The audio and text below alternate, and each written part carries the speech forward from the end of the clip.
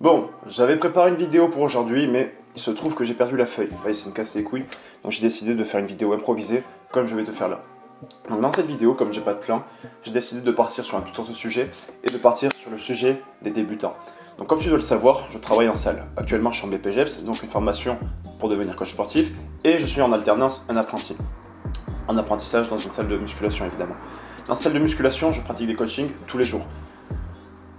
Des conneries, j'en vois vraiment tous les jours, pas conséquent. Et dans cette vidéo, je vais pas viser un sujet précis, je vais vraiment m'adresser à tous les débutants et on va parler vraiment des erreurs que font la plupart des débutants. Et pas forcément des erreurs techniques, pas forcément des erreurs d'entraînement, pas forcément des erreurs de nutrition, mais plus des erreurs en général. Pourquoi je me permets de parler aux débutants? Je suis sûr dans les commentaires genre ouais Théo t'es encore un débutant, pourquoi tu nous parles de débutant et pourquoi tu nous parles de comment passer à un niveau supérieur alors que toi-même t'es débutant? Alors écoute, déjà je ne me considère plus comme un débutant. Aujourd'hui j'ai atteint des perfs qui font que je pense que j'ai un niveau qui est plus qu'intermédiaire. De plus, j'ai enfin réussi à atteindre les 40 cm de tour de bras. Même si j'ai encore des petits bras pour moi, voilà j'ai atteint 40 cm au niveau du pic du biceps en contraction, ce qui me convient totalement. Et troisième chose, pourquoi ça serait à moi de ne pas parler de débutant alors qu'encore il y a à peine un an, j'étais encore un putain de débutant. Très bien, un coach expérimenté pourrait te parler de débutants, mais eux, ça fait combien d'années qu'ils sont débutants? Enfin, c'était il y a combien d'années qu'ils étaient débutants? C'était il y a 10, 15 ans, 20 ans pour certains. Est-ce que tu crois vraiment qu'ils s'en souviennent? Est-ce que tu crois qu'ils se souviennent vraiment du mindset qu'ils avaient à ce moment-là? Est-ce que tu te souviens vraiment des erreurs qu'ils faisaient? Est-ce que tu penses vraiment qu'à ce moment-là, au moment présent, ils se disent « Ouais, c'est vrai que je pensais à ça au moment où j'échouais sous ma barre de développé couché à 80 kg. » Non. Donc si tu veux savoir un petit peu mes perfs, petite parenthèse, je suis à 180 au soulevé de terre, je suis à 110 au développé couché et c'est quoi le troisième mouvement? C'est le squat. Squat, je suis à 140. Encore une fois, c'est pas des perfs de ouf, j'ai 18 ans, mais j'en suis fier, voilà, je te le dis dans cette vidéo, j'en suis fier. J'ai énormément progressé. Avant, je vais pas te mentir, j'étais un gros tas, j'étais un gros sac, un mec qui n'avait pas du tout confiance en lui, que ce soit par rapport à son physique, sa masse grasse ou encore sa masse musculaire. Aujourd'hui, j'ai toujours pas le meilleur physique, j'ai un putain de retard aux pectoraux, mais ça n'empêche que j'ai énormément progressé et j'en suis fier, je te le dis devant cette caméra. Bref, donc première chose que j'aimerais dire aux débutants, c'est arrête de te concentrer sur la motivation. Quand je fais des programmes en salle, la première chose qu'on me dit c'est « Non mais Théo, fais-moi des programmes tranquilles parce que je me connais, si tu me fais des trucs trop durs, après je vais perdre la motivation et je vais plus continuer. Donc s'il te plaît, fais-moi des trucs tranquilles. » Ta gueule! Non! Tu viens en salle, c'est pourquoi? Est-ce que tu viens en salle pour juste te défouler et faire un petit peu de sport? Ou est-ce que tu viens en salle pour avoir des objectifs physiques? Les deux cas, je les respecte. Mais si tu veux des objectifs physiques, arrête de me dire « Ouais, mais je veux y aller tranquillement. » Non! Si tu as des objectifs physiques, que tu veux prendre de la masse musculaire ou que tu veux perdre de la masse grasse, va falloir bouger ton cul. D'ailleurs mec, j'ai oublié de t'en parler, mais dans le tout premier lien qui est dans la description, tu peux retrouver un programme anti-skinny fat totalement gratuit. Donc ce programme de skinny fat, il est extrêmement intéressant, que ce soit au niveau de la synthèse des protéines, que ce soit au niveau de l'amélioration de l'environnement hormonal, que ce soit au niveau de l'amélioration et du renforcement des articulations, ou encore pour la progression musculaire, tout simplement. En plus, il est extrêmement intéressant au niveau de la perte de gras, donc si ça t'intéresse, encore une fois, ça se passe dans le tout premier lien qui est dans la description. Tu vas également retrouver une démo pour chacun des différents exercices que je te propose. Et alors, ça fait quoi que tu sois dégoûté au bout de 2 semaines? Tu vas abandonner? Eh ben tant pis, reste avec tes kilos de masse grasse et reste avec ton déficit de masse musculaire. C'est tout. Si aujourd'hui tu veux des résultats, il va falloir bouger le cul. Il y a un moment, la motivation, elle va disparaître, forcément, dans une zone d'inconfort.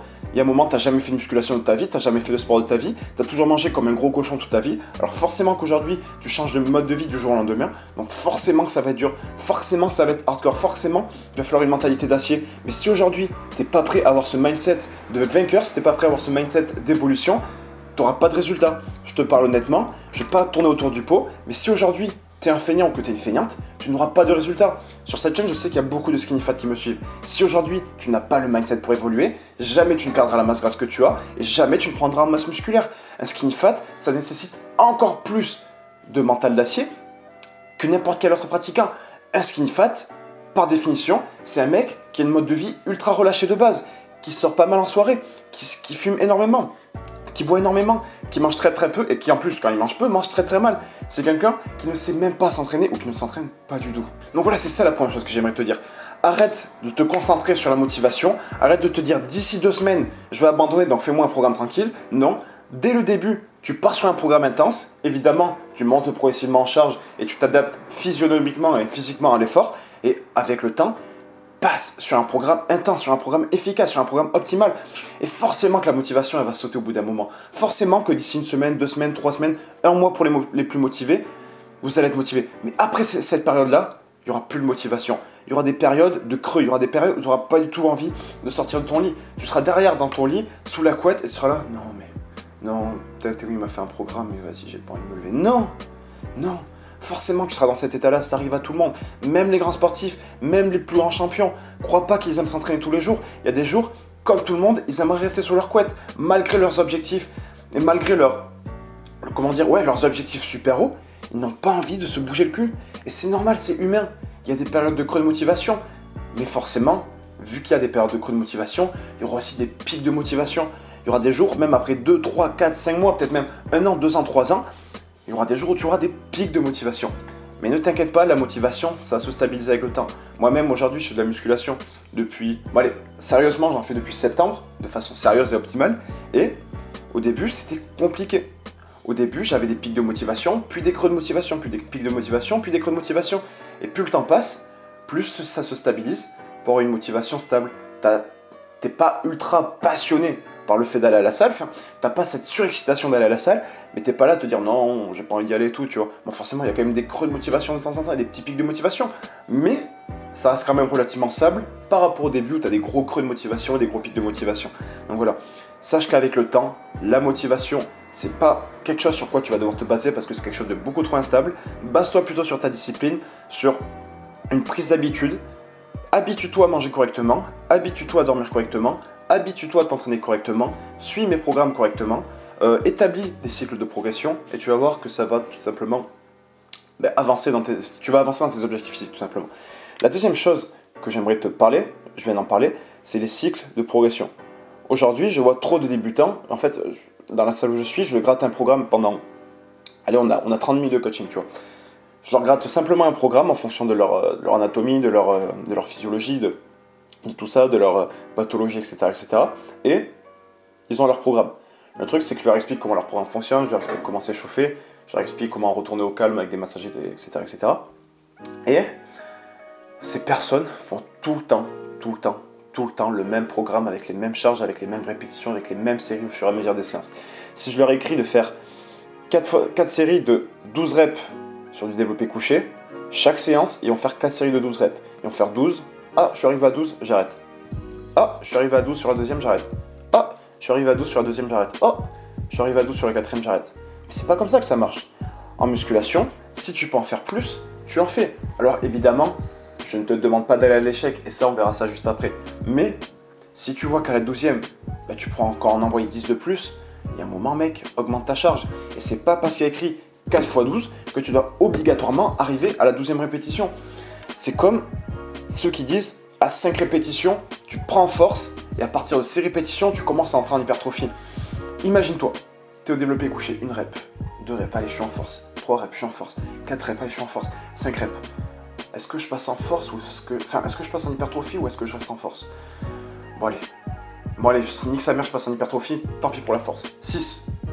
Est-ce que tu crois vraiment qu'à ce moment-là, le muscle s'est dit, bon, il a fait 6 reps, je vais pas prendre de force, mais je vais sauter dans l'hypertrophie? Non. Parce que quoi qu'il arrive, tu vas prendre de la force et ton muscle va s'hypertrophier. L'hypertrophie, c'est une conséquence d'une simulation du muscle. C'est quasiment obligatoire que sur peu importe le nombre de séries, le nombre de répétitions, tu t'aies de l'hypertrophie en fait. Alors forcément, l'hypertrophie ne sera pas aussi optimale sur du 10 RM que sur du 100 RM. Forcément qu'à 100 RM, l'hypertrophie sera 100 fois moindre. Mais ça n'empêche que c'est pas... comment dire, bref, je me suis perdu, c'est ça de ne pas avoir de plan, mais sur du 4 x 12 reps au développé couché, tu peux monter plus haut. Si tu as encore des reps en réserve, monte 15, 16, 17 reps s'il faut. Ne va pas à l'échec, on en reviendra après, mais monte tant que tu peux. Il faut quand même avoir un minimum d'intensité. Et à ta série d'après, évidemment, tu baisses les reps tu baisses la charge, pour pouvoir suivre le nombre de répétitions que tu t'es fixé sur ta série, tu vois. Après, il y a différentes façons de progresser. Donc soit tu te rajoutes une série dans ton exercice. Donc par exemple, tu passes d'un 3x10 à un 4x10. Tu peux modifier les temps de repos. Bon, ça, j'en suis pas trop fan parce que, encore une fois, je suis pas quelqu'un qui suit énormément ses temps de repos. D'ailleurs, peut-être que je devrais le faire, mais j'ai jamais été trop fan. Mais bref, soit tu modifies tes temps de repos. C'est-à-dire que si tu fais du 4x10 avec 1 minute de repos entre les séries, tu passes à du 4x10 avec 50 secondes de repos entre les séries. Forcément que si tu gères un 4x10 à 50 secondes alors qu'à 1 minute, tu avais du mal à gérer, c'est que tu as progressé. Ensuite, tu peux jouer sur la charge. Ça, c'est le truc que tout le monde joue dessus. Tout le monde va augmenter sa charge le plus vite possible. Bref, c'est le classique. Il faut faire attention. La charge, c'est qu'un outil de travail et c'est pas quelque chose sur quoi on doit se baser. On fait pas du powerlifting, on est sur du bodybuilding, c'est-à-dire la construction d'un physique propre. Où j'en étais. Dans la progression, ça peut être également sur le nombre de répétitions. C'est-à-dire que tu fais 12, 10, 8. Ça veut dire que tu as fait 30 répétitions au total. Si à ta séance d'après, tu fais 13, 10, 8, ça fait un total de 31 répétitions. Et donc là, tu as progressé de 1 répétition. Et donc, si seul le facteur répétition a changé, c'est que tu as progressé. Alors évidemment, il ne faut pas tricher, il ne faut pas que tu accélères. Il faut garder le même tempo, il faut garder la même exécution. Et si avec le même tempo et la même exécution, tu as pris plus une série, c'est que tu as progressé. Ensuite, ça peut être joué sur le tempo. Au lieu d'envoyer des répétitions rapides, à la séance d'après, tu ralentis la vitesse d'exécution. Et à la séance d'après, tu ralentis encore la vitesse d'exécution. Ça peut être un facteur aussi. Mais bref, les facteurs de progression, j'en ai déjà fait une vidéo. Je te mettrai le petit ici ou ici si j'y pense, parce que je suis un petit peu tête en l'air, je vais pas te mentir. Donc bref, où j'en étais? Ouais, je vais te parler de l'échec maintenant. L'échec musculaire. Combien je vois de débutants se défoncer à l'échec musculaire? Ils prennent la barre de développé couchée, ils envoient jusqu'à l'échec. Ils sont là avec une barre de... Enfin, pour un débutant, 50 kg, c'est déjà pas mal, mais ils envoient une barre de 50 kg, boum, boum, boum, jusqu'à l'échec. Pour les plus forts, ils envoient boum, boum, boum à 70 kg jusqu'à l'échec. Ils se butent, ils prennent, allez, 1 minute de repos, allez, boum, boum, boum, ils envoient jusqu'à l'échec. Et là, ils se retrouvent à passer de 12 répétitions à 9 répétitions. 1 minute après, ils renvoient, ils se retrouvent à passer à 6 répétitions. Et 1 minute après, ils se retrouvent à faire 2 répétitions. Est-ce que tu penses vraiment qu'avec 1 minute de repos et en plus en allant à l'échec, tu vas réellement progresser? Une série, ça doit durer un minimum de temps, il doit y avoir un minimum de temps sous tension. Si ta série ne dure pas au minimum 30 secondes, tu peux estimer que ta série n'a pas été assez productive. Essaye de faire durer un minimum tes séries. Enfin, si tu as 10 répétitions et que tu dois te tenir 30 secondes, tu sais que ta répétition doit durer au moins 3 secondes. Du coup, ça peut être 2 secondes de phase excentrique et 1 seconde de concentrique. Ou peut-être 1 seconde d'excentrique, 1 seconde d'isométrie et 1 seconde de concentrique. C'est tout. T'as pas besoin d'aller chercher plus loin.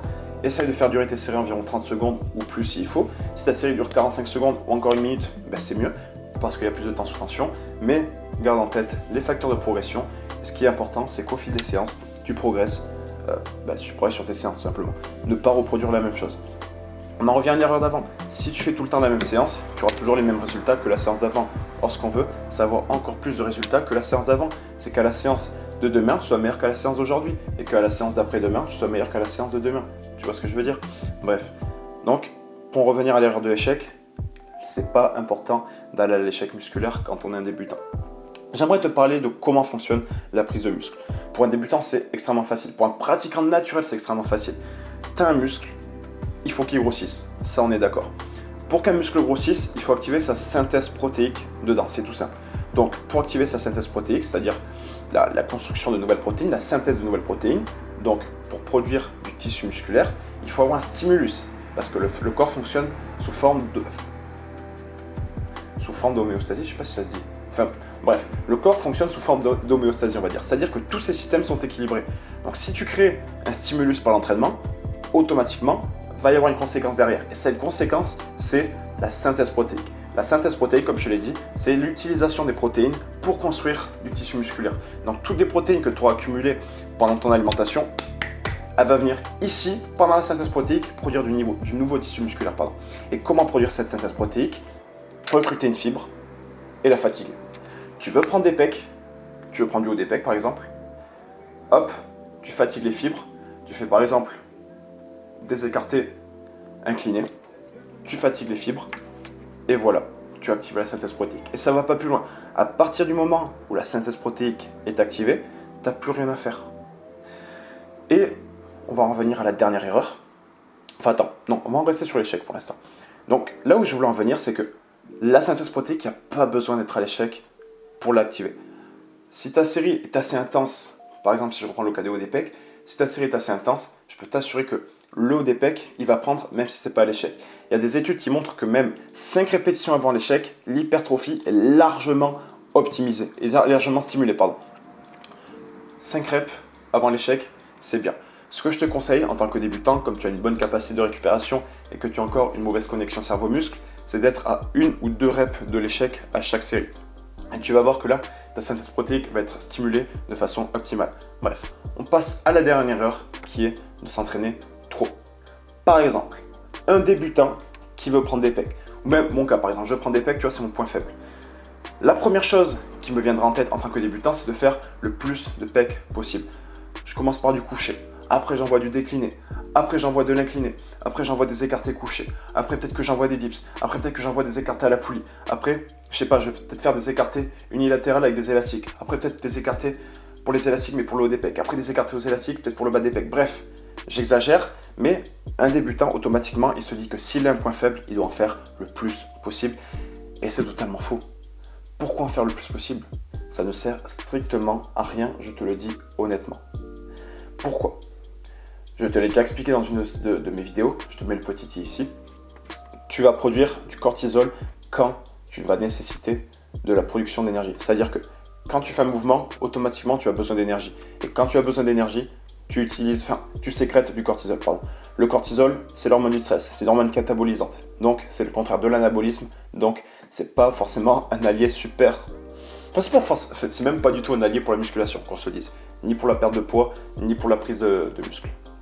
Donc, à partir du moment où la synthèse protéique est activée, pourquoi tu continues ta séance?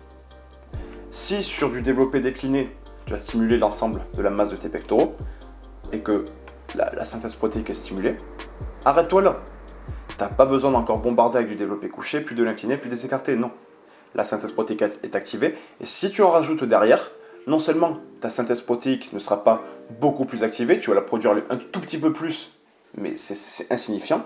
Par contre, là où c'est contre-productif, c'est que tu vas sécréter du cortisol. Le cortisol, si tu en sécrètes, tu vas faire diminuer ton taux de testostérone. Et sans testostérone, on ne prend pas de muscle et on ne perd pas de gras. Là, tu as le cortisol, là, tu as la testostérone. Et forcément, si le cortisol augmente dans le sang, le taux de testostérone diminue. C'est comme ça que ça fonctionne.